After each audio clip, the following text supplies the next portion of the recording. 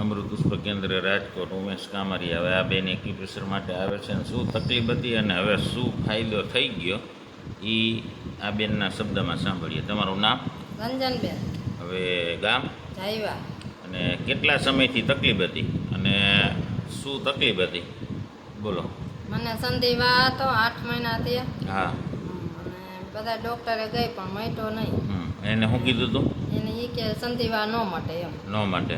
હવે આપણે અહીંયા આવ્યા પહેલે જ દિવસથી તમારી એલોપેથી તો દવા બંધ જ કરાવી દીધી. હા, બધી બંધ. અને કેટલો સમય થયો આવો છે એને? 3 મહિના. 3 મહિનામાં કંઈ ગોળી લેવી પડી? ના, કંઈ નથી. અને હવે આપણે ગેપ પડવાનું ચાલુ થયું. આજી વખતે કેટલા દિવસનો ગેપ હતો? 3 દિવસનો. 3 દિવસનો. હવે પાછો આજથી 4 દિવસનો ગેપ. હા. 1 દિવસ વધારીએ. હવે દર વખતે 1 દિવસ વધતો જાય. અને તકલીફમાં શું કાંઈ?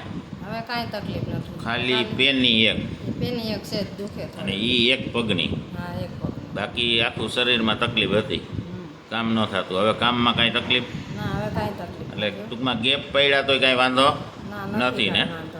હા. હવે પાછો 1 દિવસ આ વખતે પાછો 1 દિવસ વધારીએ. બરાબર. હા. બીજાને શું કહેવા માંગો? બીજાને એમ કહું અહીંયા આવાય ક્યાંય ન જવાય.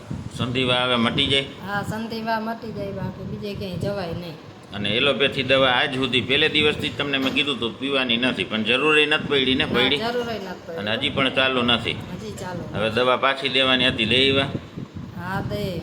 જરૂર ન પડી ને? ના, જરૂર ન પડે. જય દ્વારકાધીશ. જય દ્વારકા. હવે પાછા ચોથે દીએ જોઈ શું તકલીફ છે, કેટલો ફાયદો. હવે પેનીમાં ટૂંકમાં 10-15% બાકી એમ હા, કે વધારે હે?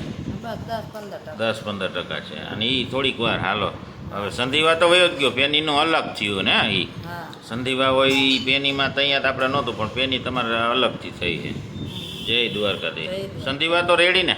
હા, સંધિવા રેડિયો. જય દ્વારકાધીશ. જય દ્વારકા.